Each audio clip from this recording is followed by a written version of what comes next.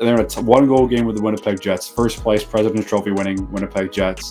The Blackhawks pull their goalie left. They're down by a goal, like a minute and a half left. And Bedard has this really nice exit pass to – he's trying to break in, and the Jets know that he's the number one guy on the ice, so they try to take him out of the play. So they literally have three guys closing on him, and he makes the right play, and he hits Pertuzzi wide open in the wing. It's just him and a defenseman, and they have like a rush coming in, and the motherfucker dumps it in.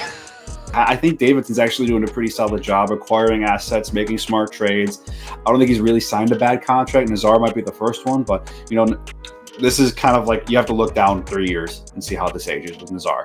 Yes and no, but I think that you can do much better than Tyler Bertuzzi on the first line. Like anybody better.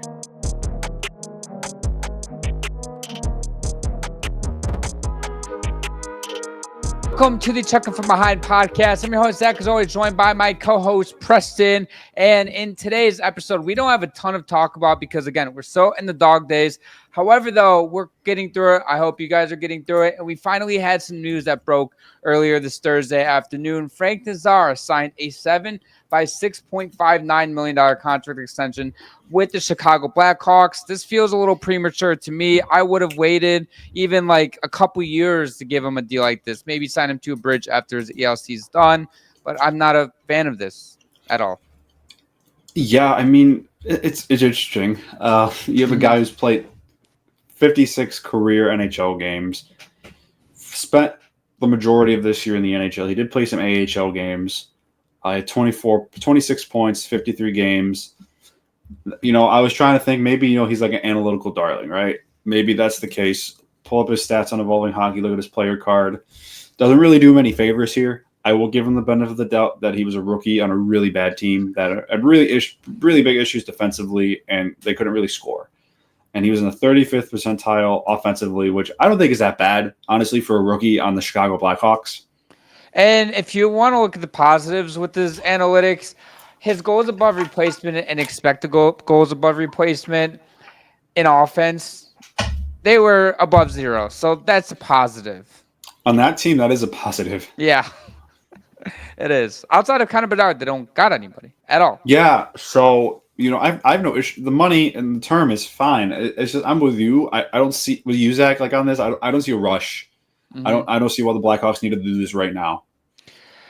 There's two things that's going to happen with this contract. Either A, in a couple years, it's going to look like a steal because I think Frank Nazar does have a ton of potential in the world. The Blackhawks wouldn't give him the steal if they didn't think he was that guy. Or two, it's going to blow up in their face. And we talked about in the last episode where a lot of these teams, they want to get ahead of these contracts so they don't have to pay these players an extra $1 million or $2+ million when they become good and stuff like that. And I totally get that. But, I mean, the guy has 56 career games played. This isn't like some 23-year-old in like a Mason McTavish example or a Marco Rossi example where they've shown you that they can be in a very good player in the league and they have some NHL games under their belt. This dude is coming off of his rookie year. He played 20 or something games in the AHL. Mm-hmm. And overall, I don't really see the thing with needing to get him locked up long-term. If thinking that you were going to pay him more money down the road, I don't see him as more as like an $8 million career player in my eyes. Now, granted, could he become a very good top line or second line guy? Of course he can. But I just don't know about this right now. Yeah, I mean, you mentioned like teams like to get ahead of this kind of stuff, avoid paying the extra if they don't have to. But, I look at a team like the Blackhawks and they have a ton of cap space. Mm-hmm. I think they either have the most or the second most, I believe, in the league. Oh, sorry, third most. The only two teams that have more cap space to them are the Ducks and the Sharks. So it's not like they don't have money to spend.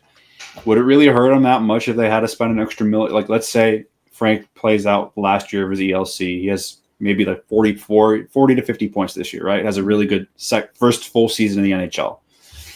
And then that's when I would start having these discussions about a long-term deal with this kind of money, make $6-7 million, show some more consistency. He needs to play more. That's pretty much the gist of what I'm saying. I don't disagree with you. And like, you can make an argument that with some of these other teams, like you look at the Ducks, for example, right? They have a bunch of young players that are already on their NHL roster that, you're going to eventually have to pay with the Blackhawks outside of Connor Bedard.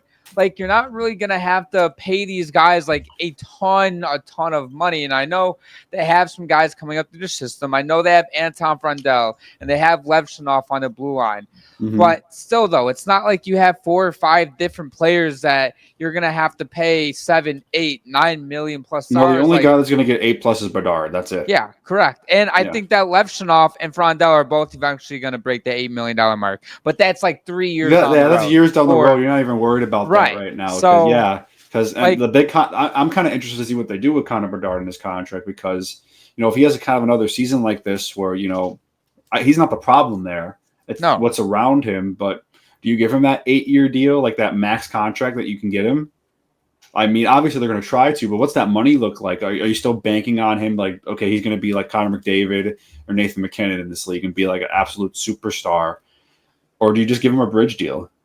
I don't give him a bridge. I get him locked up. He's your franchise superstar. And now, granted, I don't necessarily see a way right now where he becomes like McDavid and McKinnon or Kucherov or Pastrnak or any of these stars right away, because we saw it, for example, Nathan McKinnon. I think his path with Connor Bedard, those two, Connor Bedard is on more on a projected path of Nathan McKinnon than McDavid. You look at McKinnon, he didn't really break out until like his third, even his fourth season. He did have a great rookie season, McKinnon. Yeah, that's true. And then his next couple seasons, he really dipped in production.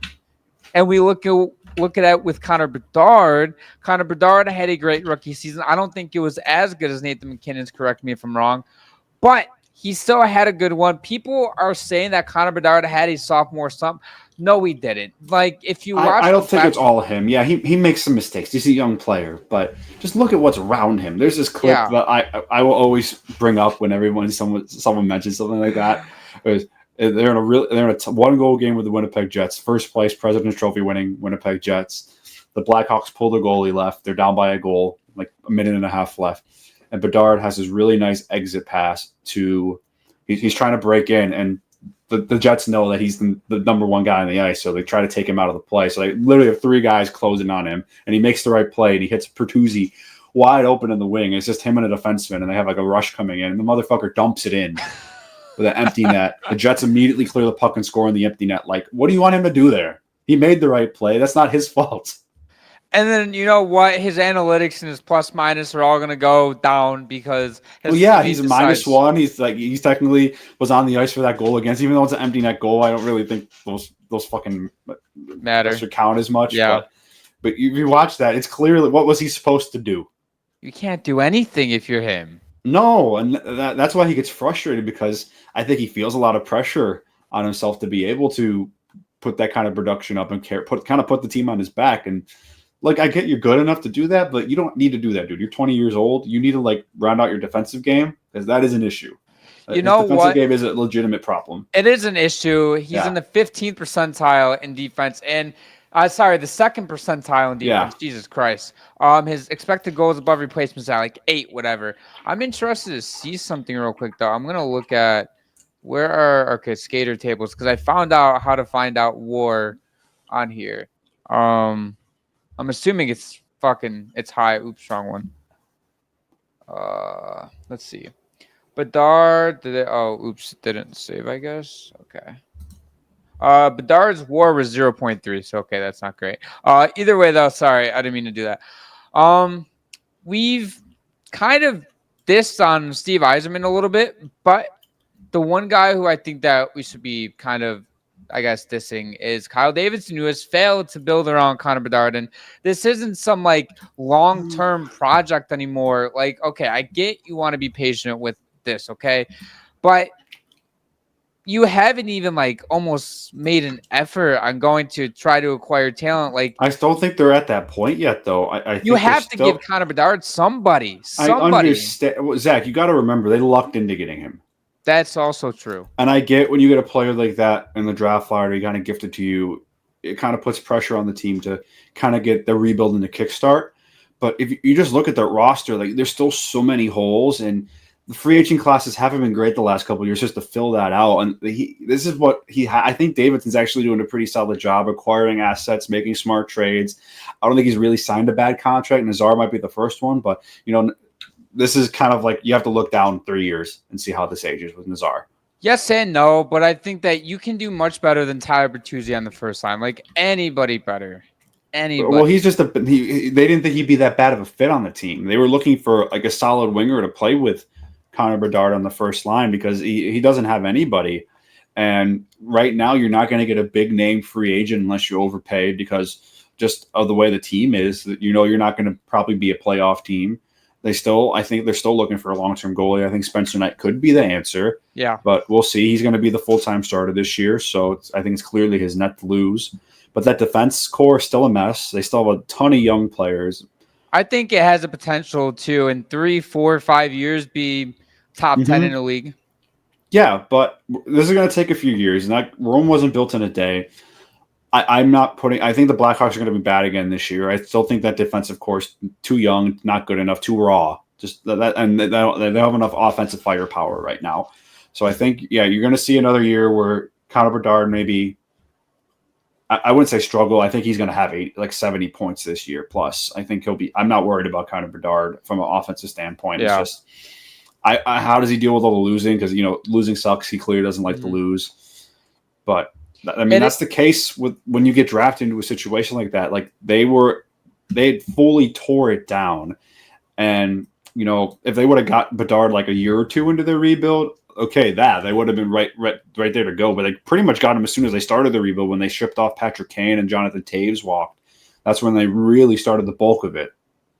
Yeah, and going to the Connor Bedard stuff, like you can look at his defense. It is pretty bad. It's honestly, I expected it to be bad though. He's a young player on like the worst defensive team in the league. Well, also when your team can't score outside of you. You kind of have no choice but to just go all out offensively. You're always playing from behind. Yeah. So I don't know. I'm still not super high on anything, but again, I guess wait 3 years if it's still like this. If they're, in the Red Wing spot in 3 years, like cool, whatever. But I just want to see more aggressiveness from Davidson and whether it's going out. And first off, I get it's very, very hard to go out and not only draft well, but also make the smart and right trades for your team, not only at that time, but also in the future and also signing these guys. And I get having Connor Bedard now is not just going to, make like a Mitch Marner be like, I'll come to Chicago for $14 million. It's not how it works, right? So I'll give Davidson the benefit of the doubt, but I just don't think that he's doing anything to support Connor Bedard. Well, I am just saying on paper right now, if things stay the way it is, the 2026 free agency class might be the best free agent class ever. First off, yes. Second, how many of those actually sign extensions before? McDavid will sign an extension. Eichel will sign an extension. I think Kyle Connor will sign an extension. Those players for sure, cross them off the list. I think Kaprizov could be available. And I think if you are the Chicago Blackhawks and Kirill Kaprizov somehow makes it to UFA, you throw the house at him. Because you're looking for an elite player to play with Connor Bedard's wing. That I don't see anyone more perfect than that. Now, if they somehow got Kaprizov, I'm clapping my hands for Kyle. Because he's worth $14 million a year. Listen, I don't care if Kaprizov sits here and he's like, give me 15.5 to come to Chicago. Fucking do it. I don't care. Like, that's just how good of a player Kaprizov is. I do think Kaprizov does stay in Minnesota. And I think he has a higher. I think like with certain guys like McDavid, Eichel, Kyle Connor, like those guys are not hitting the market. I think those guys will get signed. I think there is a chance though with Kaprizov. I think if there's a chance, it's a very slight chance. I think it's higher than 25%. I'll say that. I think it's lower than 25%. I'll give it like 15. But you have other UFAs that are going to be. I think Panarin will be available. Does he go back to Chicago?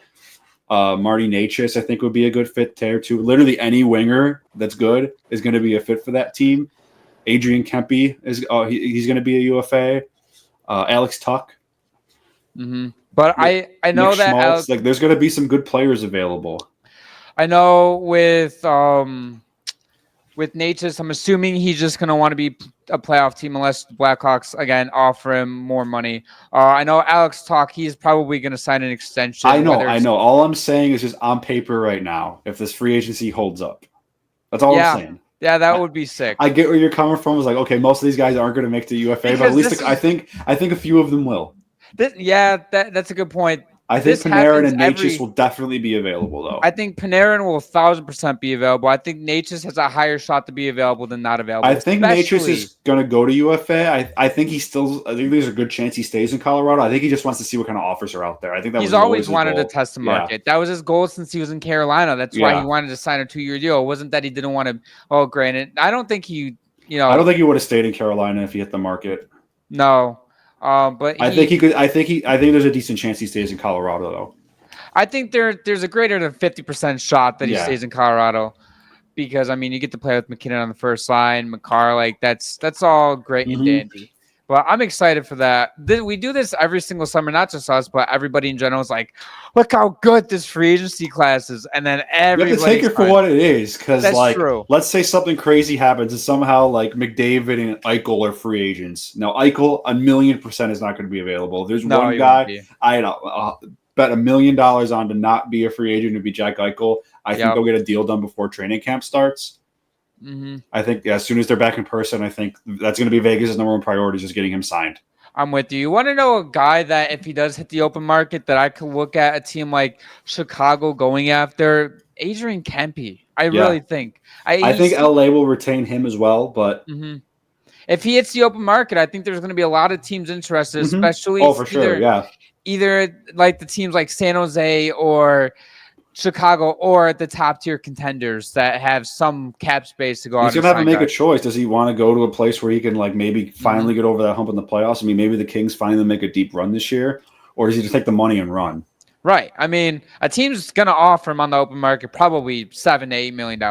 Oh, easy. Yeah. I think we'll get 8+, especially with the way the cap's going up. It wouldn't shock me if he got 9+. Yeah, 9+. Yeah. I wouldn't go as far as 10, but I think but he'll get good offers. 8 to 9. Yeah, he's going to be a very attractive player to a lot of teams, especially. He will be. And the Blackhawks are going to go after any good winger that they can get their hands on. Yeah, and you know what? If Davidson goes out and starts signing guys, and now you don't want to go out and just try to sign. No, it has to be a good fit. Yeah, rebuild, right? Like. We've seen it with teams before where we saw, I don't want to always bring up the Sabres, but we saw it with Murray when he first started the rebuild in Buffalo. He tried to sign his way out of the rebuild and speed it up that way. It blew up in his face fucking completely. So you don't want to go out if you're Kyle Davidson and the Blackhawks and being like, let's give $8 million to him. Let's give $9 million to him. Let's do a 5x6 to him. And then in 3 years, all the players are regressing because they're in their mid-30s. Now you're in the New York Rangers situation, but 10 times worse than that. So I agree. It has to be kind of the right fit. Like a one player though that just screams like this is way too obvious for it to actually happen. Just Panarin going back to Chicago to play the last few years of his career. I wouldn't doubt if Panarin went back to Chicago on he still can play at a really high level. He's been there before. He likes playing in those big markets. Mm-hmm. He's going to have a really good center to play with him. I think that just makes sense to me. If you're the Blackhawks, you offer him like a 2x11 or something like that. Yeah, I think that's fair. 2 or 3 year deal. Yeah, I think that's more than fair. I'm assuming Panarin would ask for a 3-year deal. Unless he falls off a cliff this year in production, he'll get 11 million plus. Yeah. Unless he because he had over 100 points last season. Unless he gets only 70 points this season, he's getting his money still. I would say even it have to be 50 or something. He'd have to have a catastrophically bad season for his terms for him to really tank his value. Yeah, which I would be very shocked at if it happened. I agree. All right, quick timeout before we get back to the action. This episode is brought to you by W Energy. Listen, hockey's fast, and whether you're breaking down plays, yelling shoot from the couch, or just getting in a workout, you've got to stay sharp. That's where W comes in. Clean energy with zero sugar, no crash, no artificial flavors or dyes. Just 150 milligrams of caffeine per serving, about 2 cups of coffee's worth to keep you locked in and ready to go. Personally, I use W before the gym, on the ice, and even when prepping content for the pod. If you need that extra spark, whether you're grinding through work, lifting, or lacing up the skates, W's got you covered. Head over to W.GG and use code CFB Pod for 10% off your order. That's W.GG, code CFB Pod for 10% off your order. Fuel up, stay locked in, and let's get back to the episode. Let's hop over to some more news. The U.S. Men's Olympic Orientation Camp roster, or I guess invitation, ended up getting released. And there's 44 total players on here. A lot of guys, yeah. Yeah, I'm not going to read off every single name because that'd take about 25 minutes. However, though, you want to know the one thing I am intrigued at, the goaltenders. We have the 3 goaltenders, Hellebuyck, Ottinger, and Swayman. We already have 2 of them. I think this is really a battle for who's going to be number 3. And then Joey Daccord is the 4th guy. Yeah. That's he was pretty solid last year in Seattle. Yeah. I mean, I think there's might be a legitimate battle for who's going to be the 3rd goalie. Obviously, Hellebuyck and Ottinger are going to be on Team USA. That's not a question. Those are the 2 best goalies. I think Swayman and Daccord are going to have a real battle for that 3rd spot unless, one of them has a really good camp and then, we'll see how the season starts. Mm-hmm. I think right now it's Swayman's to lose. But I think Daccord can make it interesting. I agree with you. I think right now, unless Swayman shits the bed again this season, which I don't, I don't think he will. But again, crazier shits happen. I think it's his to lose. But I think Joey Daccord can make it interesting. And with just the overall camp of the invitations, I know a lot of people are pissed off. Canadians fans specifically are pissed off that Lane Hudson isn't on it. Listen, I think that. Wait, Lane Hudson's American, right? He's American. He is. Okay, I want to make sure I'm not mixing up the Canada side. Yeah, a lot of people are pissed off. Okay. Yeah, he's American, yeah. Okay, cool. Just want to make sure. All right, continue on with my point. Lane Hudson, a lot of Habs fans are pissed off that he's not invited to the Men's Olympic Orientation Camp. However, though, I'll give you a couple things. His defense blows. I think Team Canada would honestly actually rather have Lane Hudson on Team USA. I think you have to look at it in terms like best on best. So, let's say you're in a gold medal game against Team Canada, and Hudson's going out there against Sidney Crosby or Connor McDavid, Brad Marchand, or any of those, Nathan McKinnon. Do you feel comfortable for him defending them in a gold medal game? No, I do not. Nope. His offensive game is good. I'll give him that, but I think he's got to round up. He has to be more of a two-way player. I'm not saying he has to be like a top 20 defensive player and then still be top 10 offensive to be considered. His defense just needs to get a little bit better. Yeah, it doesn't have to, be skyrocketed this season. It's a developmental curve, and I guarantee you, if his rookie season was the same as Luke Hughes, Lane Hudson would be on this list, almost guaranteed. Well, my issue too is you look at the defensemen, and 2 guys that are obviously going to be on the team. Quinn Hughes is already named to the team, and then Zach Werenski. You kind of already have 2 offensive-minded defensemen. Yeah. Do you want to carry a third like that into a game who's a defensive liability? Because Quinn and Zach Werenski can play defense. Yeah. You have other guys, too, like Adam Fox, offensive, but he's a great two-way guy. Brock Faber, same thing. Noah Hannafin, same thing. You have Slavin, a pure shutdown defenseman. Each guy's going to have a different role, and I just don't see what role Hudson would fill on this team. Yeah, I like that point because with the Olympic, it's different than the foreign nations in terms of you're going against 10 nations right now. Yeah, it's a much longer tournament, too. Yeah, it is, too. And if Lane Hudson, if he was better defensively, sure, I can see him on this list. But the fact that you already have guys that are like Lane Hudson but are much better defensively, and you already have a guy like Luke Hughes that is kind of in the same situation but better overall player than Lane Hudson. He just has more experience, yeah. Right, you have that. So I think that there's a few guys on this list that are kind of just throw-ins to fill the camp, and I don't think necessarily. I think it's just want to give. I think it's just more for the reserves because I think it's pretty obvious, especially on the defensive side, who's going to be on the team. I think the forward group is going to be a little bit more interesting for Team USA. Yeah, it is very top heavy. The bottom 6 is going to be really interesting to me to see where they fill out. But look at the defense. Obviously Quinn Hughes, Zach Werenski going to be on the team. I think Slavin's a lock. Fox is a lock. Brock Faber played in the 4 Nations face-off. I thought he played really well. And then that 6th spot on is where it kind of gets interesting. Charlie McAvoy, has also been named on the team already, so that's 6 already. I think Slavin has to be on the team.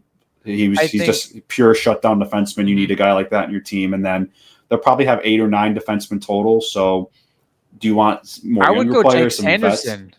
Yeah, Sanderson, I think, was really impressive also in the four because you got to also check it. Four Nations face-off is kind of like a bit of a mini tryout for Team USA because for a lot of the top, this was a lot of guys' first time really putting on like their international jersey in a pure best on best tournament ever.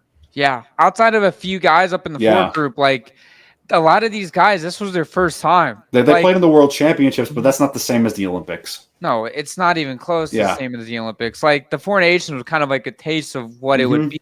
You're going up against a lot of the same players in the Olympics, and you go over to the forward group, like you said, the top 6, even probably the top 9 is a lock. But then you get to like that fourth line and like the extras. Like you have Chris Kreider, JT Miller, you have Alex Tuch. Who else am I missing? Patrick Kane. Trocheck. So right now, those are 5 guys right there that could realistically and Brock Nelson as well. Yeah, that's true. Yeah, there's a bunch of guys like as the GM and the coach of Team USA. I think this is where the really this camp is interesting is because these are all like mostly star players, right? And they're used to be kind of being the guy. How many guys are going to welcome just being like a role player on a team, right? You know what? This might sound a little crazy. I think Patrick Kane will probably be on the team. I think so. He will. I know he wasn't on my roster prediction last week, but that was before this orientation camp thing. And then also, you want to know who I think might have a good role, and this is not being biased. I think Alex Tuch is a good shot. He's a very good penalty killer. I know a lot of people want Tage Thompson on the team. I think Tuch is a better fit for the team than Tage. I don't hate that. I think Tuch is a better fit than both Caulfield and Tage. I know Tage will be on the team. I don't think Tage is a lock. I think that there's no way that you can't have a guy like Tage on the team. And this isn't me being biased. Let's look for because the forwards that are already named: Austin Matthews, Eichel. Was Jack Hughes already named to the team? No, he was not. Yeah, Matthews, Eichel. I'm trying to think of the other guys. Matthews, Brady Tkachuk and Matthew Tkachuk. Yeah. So those 4, then Hughes and McAvoy were the 2 defensemen. Yep. So both the Tkachuks. We'll see if Matthew is healthy enough for the Olympics. He's always dealing with injuries. I know he might miss part of the beginning of the season. We'll see how he is when he can get back on the ice, but. Dylan Larkin will be on the team. I think Matt Boldy will be on the team. Brian Russ is an interesting name. I think he'd be a good bottom 6 guy. Yeah. Kyle Connor, he'll be on the team. I think Clayton Keller will also be on the team. Like you have a lot of these really high end players. Of course, it's going to be tough to make these decisions. Like a lot of people were like really complaining, like why is Chris Kreider on the Four Nations face off? And he didn't really play much in it, but he was kind of that 4th line role. He's a good net presence. He's good on special teams. Those kinds of guys that, might not light the lamp like they used to, or might not ever have been like a pure goal scorer. Like Connor Garland's an interesting name on this list to me as well. Like there's a lot of, I think this is a really good mix of young and older players, different kind of roles. And I think Shane Pinto's another interesting name on there. Nazar, which we were just talking about, only played 56 games. He got an invite to the USA Olympic camp. So maybe I guess the Blackhawks are onto something. Yeah, I guess other people around the league think that he's going to be a really good player. So I think you brought up Connor Garland, for example. And if I can see a way that Garland and Tuch both make the team simultaneously, and again, it comes back to the penalty kill and the defense up front because Connor Garland's kind of like a Swiss Army knife. He can do it. He can play any role you need him to play. He can play on the power play too if you really needed him to too. Like he can do everything. And same with I guess Tuch in a way, but Tuch. He's a power forward, but he's good on the penalty kill. Like he's a good all around player. Yeah. I am very intrigued to see which way they go with this. If they're like, okay, we're gonna get the top 9 is gonna be all skill forwards, and our bottom 4th line is like, okay, we have a bunch of power forwards or grinders that are going to really play mostly on the penalty kill and play in the defensive zone and, give us like those minutes where, okay, let's go grind out something even in the offensive zone, work the corners, work down low, tire the guys out a little bit too. It could be a little bit of stuff like that as well. Yeah, these are going to be some tough decisions to make for Chris Drury, the GM of the team. Yeah, I don't envy him because, this is a really talented group and, I trust him to make the right decision. I still think it's going to be a little bit. I'm really excited for the Olympics. I think it's going to be a lot of fun to see best on best and a full tournament. I'm going to try to watch as many games as I can. I know there's a bit of a time difference in Italy, but I'm super excited. I'm super amped, and it's starting to finally feel real that like NHL players are back in the Olympics, are like talking about like Team USA's makeup. It's cool. It is really cool. I fucking barely remember the 2014 Olympics for The crying out loud. main highlight I remember was TJ Sochi. That's about it. I don't even remember who won. I think Canada won gold again that year, but it was also a crazy game between Latvia and Canada that year too in the playoffs. That game was nuts. 2-1 game. I remember you told me in the last episode, 2 episodes ago, whatever it was. Yeah. 55 shots on goal to 16. Yeah, it took Shea Weber with like 100-mile-per-hour slap shot to finally take the lead, and they were acting when they scored the goal. They're acting like they won the fucking gold medal. That's fucking crazy. Yeah. Oh, let's hop over. Do you want to do teams with the most pressure this season? I mean, sure. Because I have 3 teams down. One team's an easy team. This team has pressure on them every year. The Toronto Maple Leafs. Yeah. Until they win even when they win the Stanley Cup, there's gonna be pressure on them. It's like, okay, go do it again. Go do it again. Go win. Yeah. You know what? Go win 3 straight for crying out loud. Like, yeah. It's just, I look at the Toronto pressure. It's not really the team or the NHL media. It's the Toronto media so hard on them. I mean, they've just been kind of stuck for a while. They make it back to the second round this year. They take Florida to 7. Arguably should have won the series. They kind of blew it. They had a 2-0 series lead. Right? Yeah, they had a 2-0 series lead, right? They against who? Florida. Yeah, they had a 2-0 series lead. And they kind of they had a chance to take a 3-0 lead, and they lost the game in overtime. And I think they kind of got in their own heads. Maybe with Mitch Marner gone, it takes a little bit less pressure. I think it's just going to put more pressure on Matthews, to be honest with you. Yeah, I think I'll dive into this more in our next episode next week. But I think that Matthews and Nylander are going to have to prove they can win without Marner. And we're not talking about just become this good regular season team, but okay, you had the core 4 broken up. He goes to a juggernaut in Vegas. Can you guys withstand that and go and make a playoff run? Whether you guys get to the finals or the Eastern Conference Finals, whatever it is, I think that anything obviously less than a Stanley Cup win is a failure if I'm a Maple Leafs fan and player. Yeah, I think that's been the case for the last few years. Yeah. I mean, I plus another question mark is Matthews has to stay on the ice, man. I know he was ranked in NHL Network's top 10 center list, like 7th or something. At this point, that's kind of underrating him. I get he was hurt last season, but I mean, he scored 69 goals the last season he was healthy. And I think they're just basing it off of last season. Yeah, that makes sense. And he is a top 5 center, arguably top 3 in my opinion in the league. But dude, if they get a healthy Matthews with Nylander, dude, I think that the sky's the limit for this team again. Yeah, but I mean the pressure is going to be on them until they finally get it done, and then if they finally do win the Stanley Cup, then the next year is like, okay, do it again. Yeah, it just sucks because for them, they're in the tough Atlantic Division. You have to face Florida at some point in the playoffs. Yeah, second round. I don't know if they could beat them. I really don't. I don't know either. But then if they're sitting here in the spot that the Hurricanes are in, there's like Eastern Conference Finals. Like, we're talking about, can this team get over the hump? We're kind of talking about them like Carolina right now, for being honest. I don't know. I think Toronto's always going to have more pressure on them than almost any other team in the league. Yeah. I mean, I think with Carolina, I think you're getting to that point where people. I'm kind of getting. I don't really care about them anymore. Hater. Like. A comparison I drew them to a few weeks ago was they're like the Buffalo Bills of the NHL. They make it every year. They just cannot get over the hump. They can't beat Patrick Mahomes, right? And the Hurricanes cannot beat a good goalie. Yeah, they can't. It was either Igor Shesterkin or Sergei Bobrovsky has been their kryptonite the last few years. They just can't get over the hump.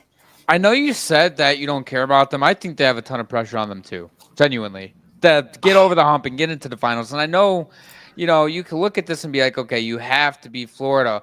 Florida is their Kansas City Chiefs, for being completely honest with you. It's the whole Eastern Conference Kansas City Chiefs. They are the Chiefs in the NHL right now. Nobody can beat them. Nobody can. Yeah. Like Carolina, they're in a spot where you're in a kind of, easy division in terms of outside of the top 3. Like, they should win the division this year. I think they're the best team. I think either them or New Jersey will win the division this year. If New Jersey can stay healthy, that's a big what if as well.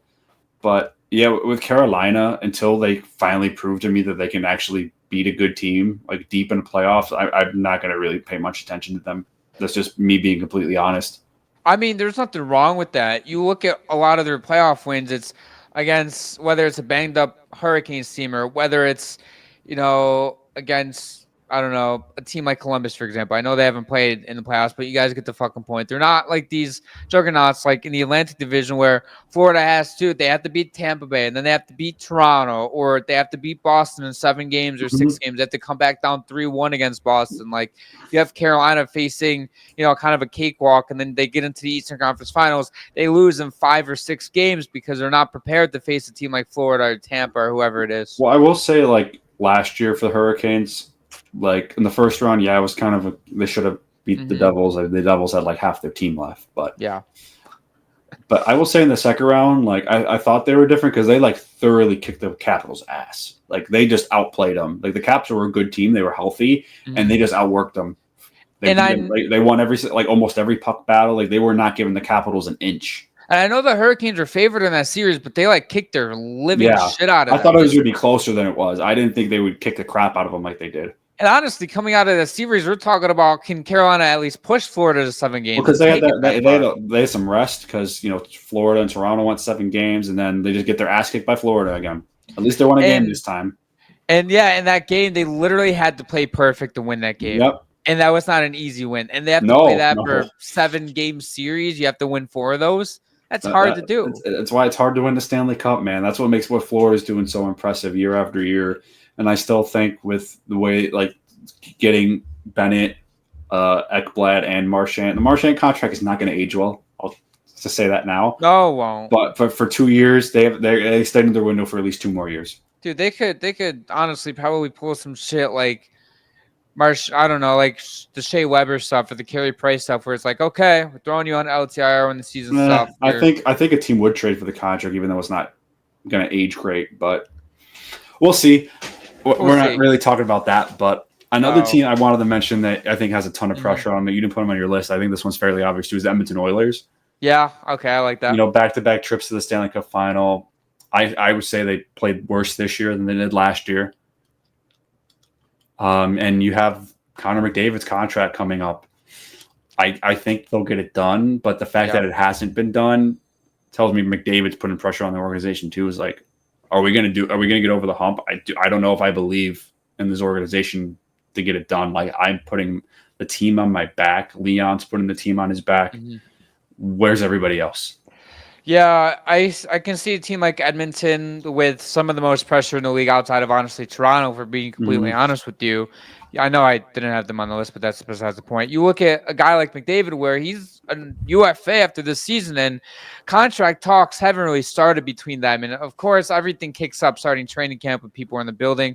You don't really want to think about hockey a lot in the offseason, especially a guy like Connor McDavid, where – he's probably still pissed about the Stanley Cup final. Well, not only that, but also he's not like some 3rd, 4th line guy that's like scratching and clawing to get every ounce. He'll get whatever he asks for. He's not worried about the money. Right. He's not worried. He's honestly, if I'm McDavid, I'm not worried about the contract. I want this team to, win a Stanley Cup at the end of the day. Like, I've seen some stuff where this is hypothetical.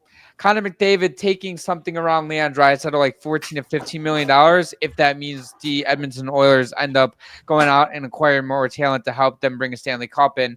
This is interesting to me because I know I just mentioned everything kicks up during training camp. I don't see a world where Connor McDavid signs a contract extension until next offseason after the playoffs are done. I think that's a possibility, honestly. I think if you get to the trade deadline and McDavid, I think what's the deadline to sign an extension until after the playoffs? Like, you're eliminated from the playoffs. Is it New Year's or is it the trade deadline? I think it's most teams have an eternal cutoff date where they just won't bother with contract talks anymore until the off season. But the longer Connor McDavid goes without signing a contract extension, the more chatter you're going to hear. It's just not going to stop. If you thought last year with JT Miller and Elias Pettersson was annoying, that's all everyone was talking about for like 2 months. You are not ready to hear the media talking about Connor McDavid literally every single day. You know what? The second that the Edmonton Oilers are no longer playing in the playoffs, you're like, okay, what's going on with McDavid? It's going to be McDavid. That's as it should be. As a player like that ever got into free agency, ever. No. This would be like if Wayne Gretzky in the middle of his prime just became a UFA and any team in the league assigned him. This would be like when LeBron was a free agent for the first time. Teams are going to be sending private jets out to him and giving him the whole tour and giving him everything that he asked for just to hope that he considers them. Buffalo, you hear me now? Fucking bring in Josh Allen, Brandon Beane. No, fuck Kevin Adams. Let's bring Brandon Beane in to do the negotiating. But you know what I'm saying? Yeah, yeah. And I know people are just like, oh, he's going to sign an extension. I know. I think he's going to sign an extension too. I'm just saying that if the longer he does it, the more you're going to get sick of hearing. We're going to have to talk about it because everyone's going to have to talk about it. It's Connor McDavid. Like you can't not talk about him. It will be a little bit more interesting than us having to talk about JT Miller and Elias Pettersson. I was getting sick of that. It was all the fucking drama. At first it was okay. Like it was doing well. I did a clip out. It did really well. And then we got to like fucking January, and then I think everyone was getting sick of it. Yeah, we heard more rumors, like different shit coming from it. It's like we got to talk about this dude. And with Connor McDavid, they would be settling down, and then something would flare up again. And you're like, "This again?" Yeah, come on. we would go like 1 week without talking about it. It's like, are we over this? And nope, we weren't until JT Miller finally got traded. Yeah, I was so happy when that happened. I was like, we don't have to fucking talk about this shit anymore. Let's go sick of talking about Vancouver every fucking week. Yeah, we were like running out of stuff to say about it. It was just the same shit over and over again, and it felt repetitive. There's one other team I want to bring up quickly. The Dallas Stars, I think they have a ton of pressure on them. And they're in the same boat as the Carolina Hurricanes where you have to get over the hump. If you face Edmonton in the second round, not the second round, the third round, you're going to have to go out and beat them because the last 2 years you've gotten, let's call it how it is, fucking smacked outside of the first 3 games a couple of years ago. The Edmonton Oilers have played with their food with you. And you have a Stanley Cup team. A lot of people talk about you like one of the deeper rosters in the league. You have an elite goaltender in Ottinger, but you just can't find a way to get it done. I mean, honestly, last year when they traded for Rantanen, I thought they were winning Stanley Cup. When Rantanen went on that ridiculous run from like game 4 of the first round until like game 3 of the second round, during that, I'm like, there's no way Dallas doesn't make it to the finals. Well, then he disappeared, right? Yeah. 95% of his points came in that stretch. I think the last like 8 games he had no points. Yeah, but after they made that trade for Rantanen, like I remember, like our first recording, I was like, I don't know what team's better than them. Like their depth was fucking insane. Yeah. I know they gave up Stankoven, and I think he's going to be a stud. He's already a really good fit in Carolina. It was really good for them in the playoffs. Well, one of the only players that actually showed up on a regular basis in the conference final for them.